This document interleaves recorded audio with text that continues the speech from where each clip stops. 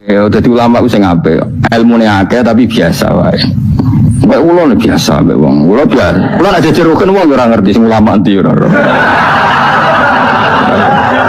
Lah wingi ki akad kali Habib Anis kula jak akad-akad mriko. Ya wong ora ro bedane ndi sing Gus Bayu kan padha wae. Tendangi wong wis padha wae. Ulama ketara nang anak ngomong hukum lagi ketara. Malah kadang sing ora ulama lebih meyakinkan. Nah, tapi yang merengat rumah kota kok koyo mikir hukum berat. Ngene cara kula niki penting kula utaren nggih. Kowe nek ora cocok tahlilan 40 dina wis ngomong ae kira cocok model harinya. Tapi ki aja menolak kalimat la ilaha illallah iku disifati kanjeng Nabi kalimat thayyibah. Wong Nabi nyifati thayyibah, kalimat yang suci kok nyifati bid. Tak soal ora cocok wong sebut. Misalnya kamu bilang saja wong mati wis sangu amale lha apa didongakno barang. Nek yo penak ndonga ora usah ndonga. Wis ora usah biasa wae. Kula lah mbok dongakno ora seneng. Gak meyakinkan. Karo dene swarga butuh dongamu ora ono swarga fadhole pangeran apa mbok dongakno barang. Ya tapi kowe donga aku ya seneng. Senenge ya semau lah timbang nyanyi-nyanyi rame-rame sadok donga. Mandi ora pokoke donga. Saya ulang lagi ya. Makanya Quran itu melatih logika sampai seperti itu. Am khalaqus samawati wal ard bal la yuqinun. Sampai terus diulang-ulang. Am khuliqu min ghairi syai'in. Kalau mereka merasa Tuhan enggak apa-apa, tapi buktikan mereka ini wujud sendiri tanpa sebab. Atau begini, kalau mereka tidak tahu sebab pencipta langit bumi, mereka sendiri suruh yakin kalau mereka adalah penciptanya. Am humul khaliqun, enggak apa-apa. Ya tapi masih Abu Jahal gendeng lah, masih Abu Lahab ngawur lah, nak takoki ya wes pangeran kowe wae sing gawe langit bumi. Penggemarnya saja pasti tertawa. Masa Abu Lahab darani pencipta langit bumi, wong lahir wae ning bumi. Tapi Quran oleh jawab am khalaqus samawati wal ardo. Apakah mereka menciptakan langit bumi? Bala yuqinun, mereka pun tidak pernah yakin. Jadi itu pangeran. Makanya di mana-mana orang alim itu suka debat. Karena pangeran sendiri kalau menjelaskan kebenaran seringnya juga nantang debat. Kata Allah, Qul ara'aytum ma tad'una min dunillah aruni madza khalaqu minal ardi am lahum syirkun fis samawat. Enggak apa-apa mereka Tuhan kata Allah, tapi buktikan zaman langit diciptakan mereka memberi kontribusi apa? Apa urun bego, apa urun cagak, apa piye lah pas aku gawe langit iku dekne urun apa jare am lahum syirkun fis samawat. Misale urun apa lah? Urun pol ta urun apa ta urun apa lah. Itu pangeran. Mereka kan pasti menjawab enggak. Terus itu nih di kitab biming qobliyada. Kalau kamu nggak percaya Quran sebagai kitab buah nggak apa-apa, tapi buktikan kamu punya kitab tandingan.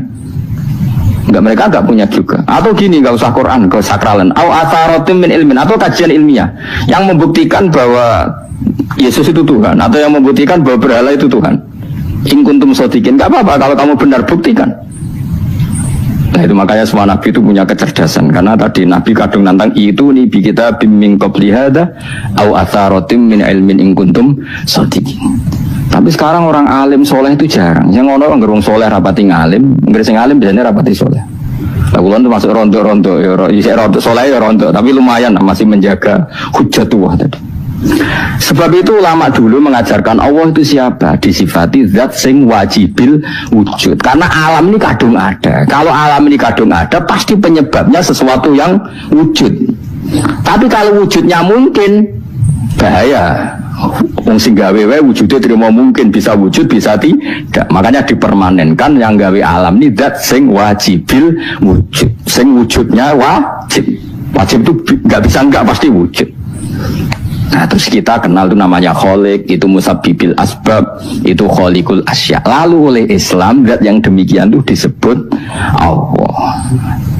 Terus jadi la ilaha illallah. Nah orang yang bertauhid gini tentu punya kenikmatan batin yang luar biasa. Sehingga saya bayangkan nanti mati yang ngono biasa wae kan. Gusti zaman kula teng donya ora melok ngatur oksigen, ngatur nyawa, ape mati darah ngoten. Mulane jare Siti Ali, jenengan jemben nak mati tambah pinter apa biasa? Biasa wae. Ning bumi yo ndelok kudrohe Allah, kok ning akhirat darah padha wae ndelok kudrohe Allah. Mulane beliau masyhur guyonan beliau lau kusifal ghata mastatu yaqinan. So ben aku nek mukasafah ning akhirat imanku yo ora tambah, ya biasa wae, standar-standar wae. Maksudnya kowe ning donya ujung-ujunge paling pokok ya menyaksikan kudratullah, sebenarnya akhirat ujung-ujungnya paling pokok ya delok Qudratullah. Ning dunya saiki Allah ya matlubi sing kita cari, sebenarnya akhirat ya Allah matlubi. Paham ya? Artinya hukum dunia dan akhirat itu sama. Kita di dunia golek ridhanya Allah, ning akhirat ya golek napa? Ridhanya Allah. Nah, soal kecil itu, tapi ning akhirat kan masalah pun rokok masalah, itu utang ditagih yo masalah, kere suwi ku yo masalah. Ya biasa jenenge makhluk anane masalah. Sing ora oleh di masalah pangeran. Pangeran duwe masalah. Biasa wae. Lah makanya kula suwun nggih jogeman gedeng ulama. PP ulama iku sing iso nerangno. Mulane ngendikane ulama-ulama iku kemampuan Quran wal kitabil mubin, kitab sing mampu memberi penjelasan itu sing iso maris ulama. Coba sampean semenjak ngaji saya inilah contoh paling gampang. Sampean ngafalno la ilaha illallah itu kan kelihatan biasa. Biasa sampai ngantuk, kadang gremeng sing mimpin tahlil macam-macam lah. Pemenang ora barbar semacam-macam. Oke lah itu kamu gedeng manusianya enggak apa-apa. Kadang memang kalau tenan. Memang kalau tenan dekne wong sering kula takon, kula nak kiai lah sering jejer kiai. Ku iso tahlil kan kula wani kok iso tahlil sango di akeh sungkan cepet. Kowe goblok kemen seneng sing iso bulbet nek mangkel wong sak menambani sing kesusu. Tapi nak sing mimpin kula tetep cepet. Semudah lah, masa sangatnya akhirnya tetap cepet. Kok betul nabi tetap mandiin aku. Aku nak suwi malah ramandi. Jadi di daerah saya itu ada mitos. Sama ngerti Istanbul, Quran kecil itu, sing jari ini jimat itu. Tapi jari ini, lagi di produk teng Kudus kadang, Selawewu regan ini. Jadi di Kliwon itu regane pemimpin Selawewu itu gawe kayak kuno kan. Tapi mau Selawewu, orang sing asli. Nah itu sebetulnya yang asli itu hanya 5 atau 9 itu sing gawe niku jenenge Ki Sarbini yang terkenal jadul. Itu sing asli. Ya tapi akhir wong yang klaim asli ya karek maklare lah. Tapi jelas itu dicetak masal teng Kudus Selawewu. Pasar Kliwon teng kathah lah teng pundi-pundi kathah. Oh. Wong kok kula dagangan Istanbul nak kolak sak-sak. Sak-sak tenan niku. Tak kompas. Tapi nak ngetul sitok-sitok, orang kerja agar orang tak kayak ngono, kurang ajar. Nah itu ceritanya itu, dia tuh terkenal jaduk. Singkat cerita diundang tahlil orang mati.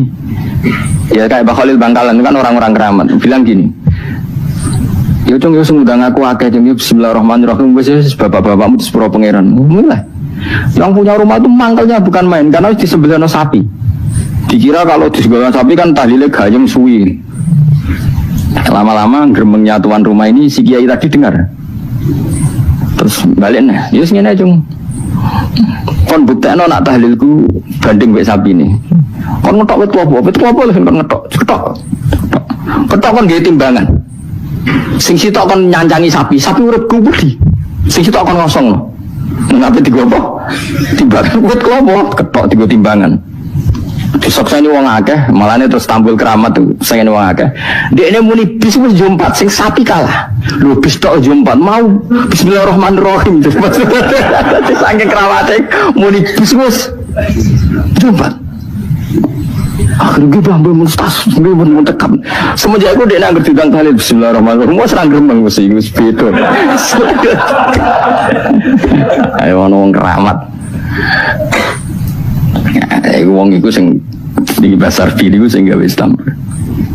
Ya anak putune kata kula sing kendal ge kata sing yedo rata-rata ge penggemar kula saniki. Saya kula ra iso ke Istanbul.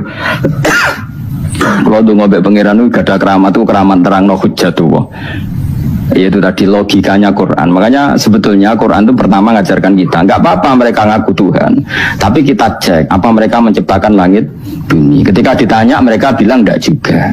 Ya sudah, berarti kita ada ini tanpa sebab. Am khuliqu min ghairi syai'in, kita diciptakan tanpa sebab. Aneh juga secara akal kan, masa kita yang ada disebabkan oleh sesuatu yang tidak ada. Akhirnya kita temukan penyebab itu bernama musabbibil asbab atau wajibil wujud. Lah yang itu oleh Islam disebut Allah.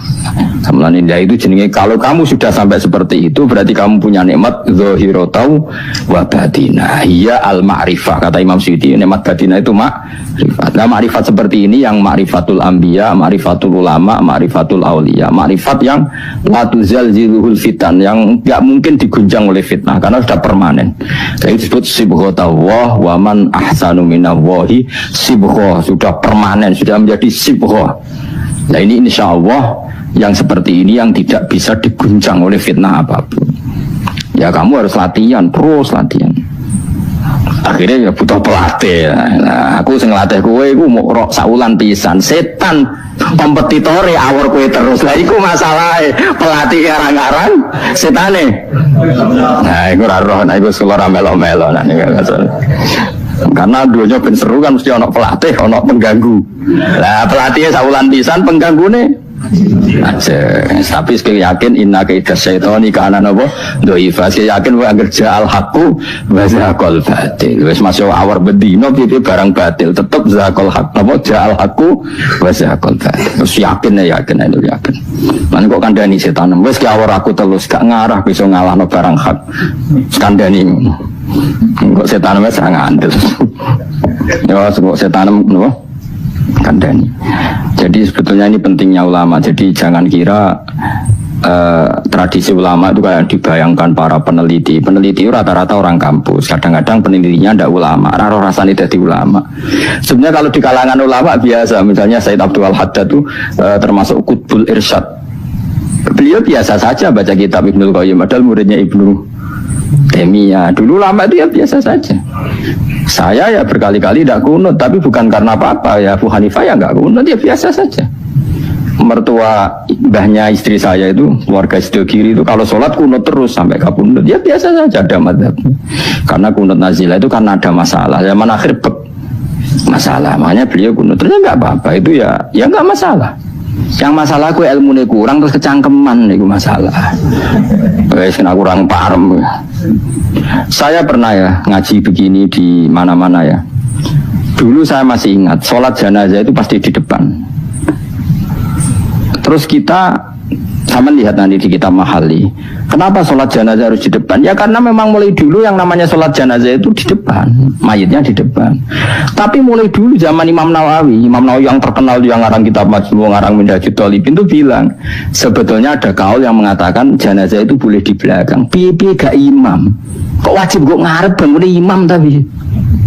Masuk akal ora? Masuk akal, tapi ojo praktek. Ya mau kowe ngomong masuk akal, tapi masuk akal ora imam kok wajib nemu kok ngarep. Coba alasannya apa? Kok iso wajib udah kok ngarep ora? Nah, sekarang terbukti di Arab Saudi. Di Arab Saudi era dulu itu setiap jenazah itu kalau sholat diletakkan di depan, dekat Ka'bah. Singkat cerita tahun 84 atau berapa, ternyata itu senjata laras panjang.